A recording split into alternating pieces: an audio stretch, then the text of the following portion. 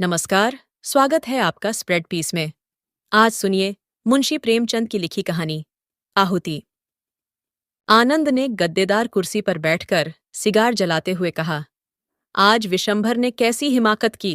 इम्तिहान करीब है और आप आज वॉलंटियर बन बैठे। कहीं पकड़े गए तो इम्तिहान से हाथ धोएंगे। मेरा तो ख्याल है कि वजीफा भी बंद हो जाएगा। सामने दूसरे बेंच पर रूपमणि बैठी एक अखबार पढ़ रही थी। उसकी आंखें अखबार की तरफ थीं, पर कान आनंद की तरफ लगे हुए थे। बोली, यह तो बुरा हुआ, तुमने समझाया नहीं। आनंद ने मुंह बनाकर कहा, जब कोई अपने को दूसरा गांधी समझने लगे तो उसे समझाना मुश्किल हो जाता है। वह उलटे मुझे समझाने लगता है। रूपमणि ने अखबार को समेटकर बालों को संभालते हुए कहा, तुमने मुझे भी नहीं बताया, शायद मैं उसे रोक सकती। आनंद ने कुछ छिड़कर कहा, तो अभी क्या हुआ? अभी तो शायद कांग्रेस ऑफिस ही में हो, जाकर रोक लो। आनंद और विशंभर दोनों ही यूनिवर्सिटी के विद्यार्थी थे। आनंद के हिस्से में लक्ष्मी भी पड़ी थी, सरस्वती भी। विशंभर फूटी तकदीर लेकर आया था। प्रोफेसरों ने दया करके एक छोटा सा वजीफा दे दिया था। बस यही उसकी जीविका थी। रूपमणि भी साल भर पहले उन्हीं के समकक्ष थी, पर इस साल उसने कॉलेज छोड़ दिया था। स्वास्थ्य कुछ बिगड़ गया था। दोनों युवक कभी कभी उससे मिलने आते रहते थे। आनंद आता था उसका हृदय लेने के लिए। विशंभर आता था यूं ही। जी पढ़ने में न लगता या घबराता तो उसके पास आ बैठता था। शायद उससे अपनी विपत्ति कथा कहकर उसका चित्त कुछ शांत हो जाता था। आनंद के सामने कुछ बोलने की उसकी हिम्मत न पड़ती थी। आनंद के पास उसके लिए सहानुभूति का एक शब्द भी न था। वह उसे फटकारता था, जलील करता था और बेवकूफ बनाता था। विशंभर में उससे बहस करने की सामर्थ्य न थी। सूर्य के सामने दीपक की हस्ती ही क्या। आनंद का उस पर मानसिक आधिपत्य था। जीवन में पहली बार उसने उस आधिपत्य को अस्वीकार किया था और उसी की शिकायत लेकर आनंद रूपमणि के पास आया था। महीनों विशंभर ने आनंद के तर्क पर अपने भीतर के आग्रह को ढाला, पर तर्क से परास्त होकर भी उसका हृदय विद्रोह करता रहा। बेशक उसका यह साल खराब हो जाएगा। संभव है छात्र जीवन ही का अंत हो जाए, फिर इस 14-15 वर्षों की मेहनत पर पानी फिर जाएगा। न खुदा ही मिलेगा, न सनम का विसाल ही नसीब होगा। आग में कूदने से क्या फायदा। यूनिवर्सिटी में रहकर भी तो बहुत कुछ देश का काम किया जा सकता है। आनंद महीने में कुछ न कुछ चंदा जमा करा देता है, दूसरे छात्रों से स्वदेशी की प्रतिज्ञा करा ही लेता है। विशंभर को भी आनंद ने यही सलाह दी। इस तर्क ने उसकी बुद्धि को तो जीत लिया, पर उसके मन को न जीत सका। आज जब आनंद कॉलेज गया तो विशंभर ने स्वराज्य भवन की राह ली। आनंद कॉलेज से लौटा तो उसे अपनी मेज पर विशंभर का पत्र मिला। लिखा था, प्रिय आनंद, मैं जानता हूं कि मैं जो कुछ करने जा रहा हूं वह मेरे लिए हितकर नहीं है, पर न जाने कौन सी शक्ति मुझे खींचे लिए जा रही है। मैं जाना नहीं चाहता, पर जाता हूं, उसी तरह जैसे आदमी मरना नहीं चाहता, पर मरता है। रोना नहीं चाहता, पर रोता है। जब सभी लोग, जिन पर हमारी भक्ति है, ओखली में अपना सिर डाल चुके थे, तो मेरे लिए भी अब कोई दूसरा मार्ग नहीं है। मैं अब और अपनी आत्मा को धोखा नहीं दे सकता। यह इज्जत का सवाल है और इज्जत किसी तरह का समझौता नहीं कर सकती। तुम्हारा विशंभर। खत पढ़कर आनंद के जी में आया कि विशंभर को समझाकर लौटा लाए, पर उसकी हिमाकत पर गुस्सा आया और उसी तैश में वह रूपमणि के पास जा पहुंचा। अगर रूपमणि उसकी खुशामद करके कहती, जाकर उसे लौटा लाओ, तो शायद वह चला जाता, पर उसका यह कहना कि मैं उसे रोक लेती, उसके लिए असह्य था। उसके जवाब में रोष था, रुखाई थी और शायद कुछ हसद भी था। रूपमणि ने गर्व से उसकी ओर देखा और बोली, अच्छी बात है, मैं जाती हूं। एक क्षण के बाद उसने डरते डरते पूछा, तुम क्यों नहीं चलते? फिर वही गलती। अगर रूपमणि उसकी खुशामद करके कहती तो आनंद जरूर उसके साथ चला जाता, पर उसके प्रश्न में पहले ही यह भाव छिपा था कि आनंद जाना नहीं चाहता। अभिमानी आनंद इस तरह नहीं जा सकता। उसने उदासीन भाव से कहा, मेरा जाना व्यर्थ है, तुम्हारी बातों का ज्यादा असर होगा। मेरी मेज पर यह खत छोड़ गया था। जब वह आत्मा और कर्तव्य और आदर्श की बड़ी बड़ी बातें सोच रहा है और अपने को भी कोई ऊंचे दर्जे का आदमी समझ रहा है, तो मेरा उस पर कोई असर न होगा। उसने जेब से पत्र निकालकर रूपमणि के सामने रख दिया। इन शब्दों में जो संकेत और व्यंग्य था, उसने एक क्षण तक रूपमणि को उसकी तरफ देखने न दिया। आनंद के इस निर्दय प्रहार ने उसे आहत सा कर दिया था, पर एक ही क्षण में विद्रोह की एक चिंगारी सी उसके अंदर जा घुसी। उसने स्वच्छंद भाव से पत्र को लेकर पढ़ा सिर्फ आनंद के प्रहार का जवाब देने के लिए। पर पढ़ते पढ़ते उसका चेहरा तेज से कठोर हो गया, गर्दन तन गई, आंखों में उत्सर्ग की लाली आ गई। उसने मेज पर पत्र रखकर कहा, नहीं, अब मेरा जाना भी व्यर्थ है। आनंद ने अपनी विजय पर फूलकर कहा, मैंने तो तुमसे पहले ही कह दिया, इस वक्त उसके सिर पर भूत सवार है, उस पर किसी के समझाने का असर न होगा। जब साल भर जेल में चक्की पीस लेंगे और वहां तपेदिक लेकर निकलेंगे या पुलिस के डंडों से सिर और हाथ पांव तुड़वा लेंगे तो बुद्धि ठिकाने आएगी। अभी तो जय जयकार और तालियों के स्वप्न देख रहे होंगे। रूपमणि सामने आकाश की ओर देख रही थी।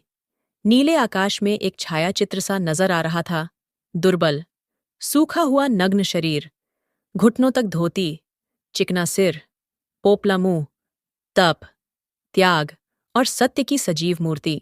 आनंद ने फिर कहा, अगर मुझे मालूम हो कि मेरे रक्त से देश का उद्धार हो जाएगा तो मैं आज उसे देने को तैयार हूं, लेकिन मेरे जैसे 150 आदमी निकल ही आए तो क्या होगा?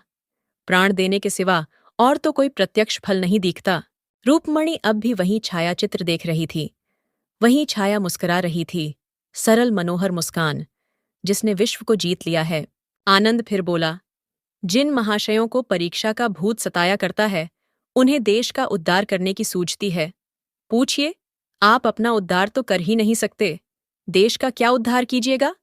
इधर फेल होने से उधर के डंडे फिर भी हल्के हैं। रूपमणि की आंखें आकाश की ओर थीं। छायाचित्र कठोर हो गया था। आनंद ने जैसे चौंक कर कहा, हाँ, आज बड़ी मजेदार फिल्म है, चलती हो? पहले शो में लौट आए। रूपमणि ने जैसे आकाश से नीचे उतरकर कहा, नहीं, मेरा जी नहीं चाहता। आनंद ने धीरे से उसका हाथ पकड़कर कहा, तबीयत तो अच्छी है। रूपमणि ने हाथ छुड़ाने की चेष्टा न की। बोली, हाँ, तबीयत में हुआ क्या है? तो चलती क्यों नहीं? आज जी नहीं चाहता तो फिर मैं भी न जाऊंगा। बहुत ही उत्तम, टिकट के रुपए कांग्रेस को दे दो। यह तो टेढ़ी शर्त है, लेकिन मंजूर। कल रसीद मुझे दिखा देना। तुम्हें मुझ पर इतना विश्वास नहीं? आनंद हॉस्टल चला। जरा देर बाद रूपमणि स्वराज्य भवन की ओर चली। रूपमणि स्वराज्य भवन पहुंची तो स्वयं सेवकों का एक दल विलायती कपड़े के गोदामों को पिकेट करने जा रहा था। विशंभर दल में न था। दूसरा दल शराब की दुकानों पर जाने को तैयार खड़ा था। विशंभर इसमें भी न था। रूपमणि ने मंत्री के पास आकर कहा, आप बता सकते हैं विशंभर नाथ कहाँ हैं? मंत्री ने पूछा, वही जो आज भर्ती हुए हैं? जी हाँ, वही। बड़ा दिलेर आदमी है, देहातों को तैयार करने का काम लिया है। स्टेशन पहुंच गया होगा, 7 बजे की गाड़ी से जा रहा है, तो अभी स्टेशन पर होंगे। मंत्री ने घड़ी पर नजर डालकर जवाब दिया, हाँ, अभी तो शायद स्टेशन पर मिल जाए। रूपमणि ने बाहर निकलकर साइकिल तेज की। स्टेशन पर पहुंची तो देखा विशंभर प्लेटफार्म पर खड़ा है। रूपमणि को देखते ही लपक कर उसके पास आया और बोला, तुम यहां कैसे आई? आज आनंद से तुम्हारी मुलाकात हुई थी? रूपमणि ने उसे सिर से पांव तक देखकर कहा, यह तुमने क्या सूरत बना रखी है? क्या पांव में जूता पहनना भी देशद्रोह है? विशंभर ने डरते डरते पूछा, आनंद बाबू ने तुमसे कुछ कहा नहीं? रूपमणि ने स्वर को कठोर बनाकर कहा, जी हाँ, कहाँ? तुम्हें यही क्या सूझी? 2 साल से कम के लिए न जाओगे? विशंभर का मुंह गिर गया। बोला, जब यह जानती हो तो क्या तुम्हारे पास मेरी हिम्मत बांधने के लिए 2 शब्द नहीं है? रूपमणि का हृदय मसोस उठा, मगर बाहरी उपेक्षा को न त्याग सकी। बोली, तुम मुझे दुश्मन समझते हो या दोस्त? विशंभर ने आंखों में आंसू भरकर कहा, तुम ऐसा प्रश्न क्यों करती हो रूपमणि? इसका जवाब मेरे मुंह से न सुनकर भी क्या तुम नहीं समझ सकती? रूपमणि, तो मैं कहती हूं तुम मत जाओ। विशंभर, यह दोस्त की सलाह नहीं है रूपमणि। मुझे विश्वास है तुम हृदय से यह नहीं कह रही हो। मेरे प्राणों का क्या मूल्य है, जरा यह सोचो। एमुएर होकर भी 100 रुपये की नौकरी, बहुत बढ़ा तो 300-400 तक जाऊंगा। इसके बदले यहां क्या मिलेगा जानती हो? संपूर्ण देश का स्वराज्य। इतने महान हेतु के लिए मर जाना भी उस जिंदगी से कहीं बढ़कर है। अब जाओ, गाड़ी आ रही है। आनंद बाबू से कहना, मुझसे नाराज न हो। रूपमणि ने आज तक इस मंदबुद्धि युवक पर दया की थी। इस समय उसकी श्रद्धा का पात्र बन गया। त्याग में हृदय को खींचने की जो शक्ति है, उसने रूपमणि को इतने वेग से खींचा कि परिस्थितियों का अंतर मिट सा गया। विशंभर में जितने दोष थे, वे सभी अलंकार बन बनकर चमक उठे। उसके हृदय की विशालता में वह किसी पक्षी की भांति उड़ उड़कर आश्रय खोजने लगी। रूपमणि ने उसकी ओर आतुर नेत्रों से देखकर कहा, मुझे भी अपने साथ लेते चलो। विशंभर पर जैसे घड़ों का नशा चढ़ गया। तुमको? आनंद बाबू मुझे जिंदा न छोड़ेंगे। मैं आनंद के हाथों बिकी नहीं हूं। आनंद तो तुम्हारे हाथों बिके हुए हैं। रूपमणि ने विद्रोह भरी आंखों से उसकी ओर देखा, पर कुछ बोली नहीं। परिस्थितियां उसे इस समय बाधाओं सी मालूम हो रही थीं। वह भी विशंभर की भांति स्वच्छंद क्यों न हुई। संपन्न माँ बाप की अकेली लड़की, भोग विलास में पली हुई, इस समय अपने को कैदी समझ रही थी। उसकी आत्मा उन बंधनों को तोड़ डालने के लिए जोर लगाने लगी। गाड़ी आ गई। मुसाफिर चढ़ने उतरने लगे। रूपमणि ने सजल नेत्रों से कहा, तुम मुझे नहीं ले चलोगे? विशंभर ने दृढ़ता से कहा, नहीं। क्यों? मैं इसका जवाब नहीं देना चाहता। क्या तुम समझते हो, मैं इतनी विलासासक्त हूं कि मैं देहात में रह नहीं सकती? विशंभर लज्जित हो गया। यह भी एक बड़ा कारण था, पर उसने इनकार किया। नहीं, ये बात नहीं। फिर क्या बात है? क्या यह भय है, पिताजी मुझे त्याग देंगे? अगर यह भय हो तो क्या वह विचार करने योग्य नहीं? मैं उनकी तृण बराबर परवाह नहीं करती। विशंभर ने देखा, रूपमणि के चांद से मुख पर गर्वमय संकल्प का आभास था। वह उस संकल्प के सामने जैसे कांप उठा। बोला, मेरी यह याचना स्वीकार करो रूपमणि, मैं तुमसे विनती करता हूं। रूपमणि सोचती रही। विशंभर ने फिर कहा, मेरी खातिर तुम्हें यह विचार छोड़ना पड़ेगा। रूपमणि ने सिर झुकाकर कहा, अगर तुम्हारा यह आदेश है तो मैं मानूंगी विशंभर।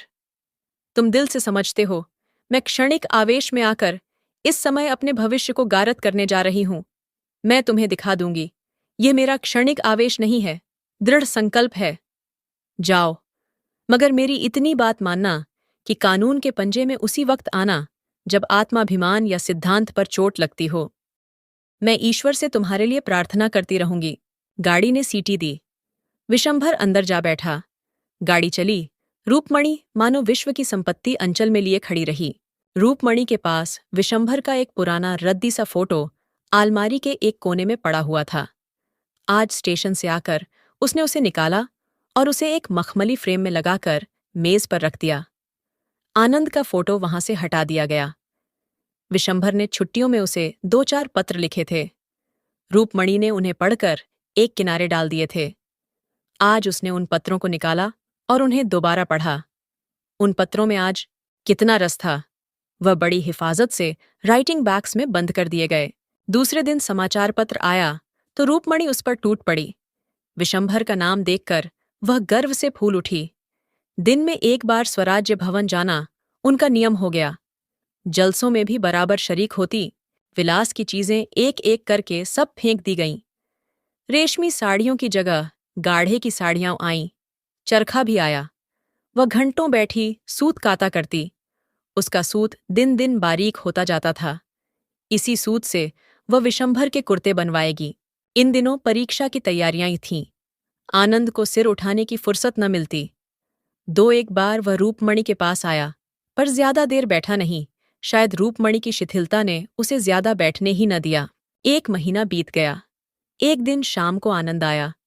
रूपमणि स्वराज्य भवन जाने को तैयार थी। आनंद ने भव्य सिकोड़कर कहा, तुमसे तो अब बातें भी मुश्किल हैं। रूपमणि ने कुर्सी पर बैठकर कहा, तुम्हें भी तो किताबों से छुट्टी नहीं मिलती। आज की कुछ ताज़ी खबर नहीं मिली। स्वराज्य भवन में रोज रोज का हाल मालूम हो जाता है। आनंद ने दार्शनिक उदासीनता से कहा, विशंभर ने तो सुना, देहातों में खूब शोरगुल मचा रखा है। जो काम उसके लायक था वह मिल गया। यहां उसकी जबान बंद रहती थी, वहां देहातियों में खूब गरजता होगा। मगर आदमी दिलेर है। रूपमणि ने उसकी ओर ऐसी आंखों से देखा जो कह रही थीं, तुम्हारे लिए यह चर्चा अनधिकार चेष्टा है, और बोली, आदमी में अगर यह गुण है तो फिर उसके सारे अवगुण मिट जाते हैं। तुम्हें कांग्रेस बुलेटिन पढ़ने की क्यों फुर्सत मिलती होगी? विशंभर ने देहातों में ऐसी जागृति फैला दी है कि विल आयती का एक सूत भी नहीं बिकने पाता और न नशे की दुकानों पर कोई जाता है। और मजा ये है कि पिकेटिंग करने की जरूरत नहीं पड़ती। अब तो पंचायतें खोल रहे हैं। आनंद ने उपेक्षा भाव से कहा। तो समझ लो, अब उनके चलने के दिन भी आ गए हैं। रूपमणि ने जोश से कहा। इतना करके जाना बहुत सस्ता नहीं है। कल तो किसानों का एक बहुत बड़ा जलसा होने वाला था। पूरे परगने के लोग जमा हुए होंगे। सुना है आजकल देहातों से कोई मुकदमा ही नहीं आता। वकीलों की नानी मरी जा रही है। आनंद ने कड़वेपन से कहा। यही तो स्वराज्य का मजा है कि जमींदार, वकील और व्यापारी सब मरें। बस केवल मजदूर और किसान रह जाएं। रूपमणि ने समझ लिया। आज आनंद तुलकर आया है। उसने भी जैसे आस्तीन चढ़ाते हुए कहा। तो तुम क्या चाहते हो कि जमींदार और वकील और व्यापारी गरीबों को चूस चूस कर मोटे होते जाएं, और जिन सामाजिक व्यवस्थाओं में ऐसा महान अन्याय हो रहा है उनके खिलाफ जबान तक न खोली जाए? तुम तो समाजशास्त्र के पंडित हो। क्या किसी अर्थ में यह व्यवस्था आदर्श कही जा सकती है? सभ्यता के 3 मुख्य सिद्धांतों का ऐसी दशा में किसी न्यूनतम मात्रा में भी व्यवहार हो सकता है? आनंद ने गर्म होकर कहा। शिक्षा और संपत्ति का प्रभुत्व हमेशा रहा है और हमेशा रहेगा। हाँ, उसका रूप भले ही बदल जाए। रूपमणि ने आवेश से कहा। अगर स्वराज्य आने पर भी संपत्ति का यही प्रभुत्व रहे और पढ़ा लिखा समाज यूं ही स्वार्थांध बना रहे, तो मैं कहूंगी ऐसे स्वराज्य का न आना ही अच्छा।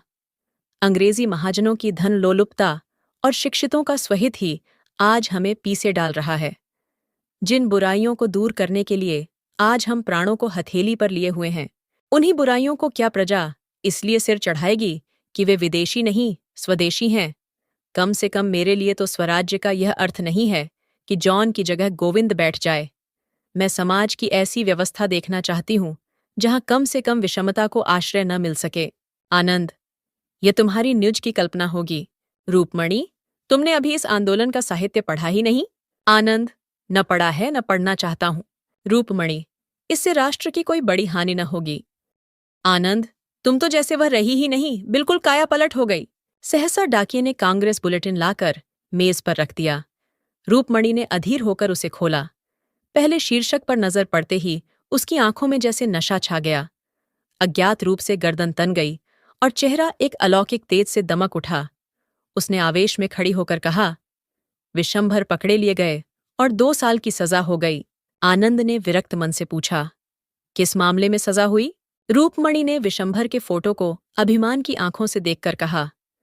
रानीगंज में किसानों की विराट सभा थी, वहीं पकड़ा है। आनंद, मैंने तो पहले ही कहा था 2 साल के लिए जाएंगे, जिंदगी खराब कर डाली। रूपमणि ने फटकार बताई। क्या डिग्री ले लेने से ही आदमी का जीवन सफल हो जाता है? सारा ज्ञान, सारा अनुभव पुस्तकों ही में भरा हुआ है। मैं समझती हूं संसार और मानवीय चरित्र का जितना अनुभव विशंभर को 2 सालों में हो जाएगा, उतना दर्शन और कानून की पोथियों से तुम्हें 200 वर्षों में भी न होगा। अगर शिक्षा का उद्देश्य चरित्रबल मानो तो राष्ट्र संग्राम में मनोबल के जितने साधन हैं, पेट के संग्राम में कभी हो ही नहीं सकते। तुम यह कह सकते हो कि हमारे लिए पेट की चिंता ही बहुत है, हमसे और कुछ हो ही नहीं सकता। हम में न उतना साहस है, न बल है, न धैर्य है, न संगठन। तो मैं मान जाऊंगी, लेकिन जातिहित के लिए प्राण देने वालों को बेवकूफ बनाना मुझसे नहीं सहा जा सकता। विशंभर के इशारे पर आज लाखों आदमी सीना खोलकर खड़े हो जाएंगे। तुम में है जनता के सामने खड़े होने का हौसला। जिन लोगों ने तुम्हें पैरों के नीचे कुचल रखा है, जो तुम्हें कुत्तों से भी नीचे समझते हैं, उन्हीं की गुलामी करने के लिए तुम डिग्रियों पर जान दे रहे हो।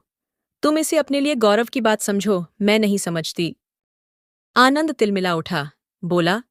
तुम तो पक्की क्रांतिकारिणी हो गई इस वक्त। रूपमणि ने उसी आवेश में कहा। अगर सच्ची खरी बातों में तुम्हें क्रांति की गंध मिले तो मेरा दोष नहीं। आज विशंभर को बधाई देने के लिए जलसा जरूर होगा। क्या तुम उसमें जाओगी? रूपमणि ने उग्र भाव से कहा। जरूर जाऊंगी, बोलूंगी भी, और कल रानीगंज भी चली जाऊंगी। विशंभर ने जो दीपक जलाया है वह मेरे जीते जी बुझने न पाएगा। आनंद ने डूबते हुए आदमी की तरह तिनके का सहारा लिया। अपनी अम्मांग और दादा से पूछ लिया है? पूछ लूंगी, और वह तुम्हें अनुमति भी दे देंगे। सिद्धांत के विषय में अपनी आत्मा का आदेश सर्वोपरि होता है। अच्छा, ये नई बात मालूम हुई। यह कहता हुआ आनंद उठ खड़ा हुआ और बिना हाथ मिलाए कमरे के बाहर निकल गया। उसके पैर इस तरह लड़खड़ा रहे थे कि अब गिरा, अब गिरा। आप सुन रहे थे मुंशी प्रेमचंद की लिखी कहानी आहुति।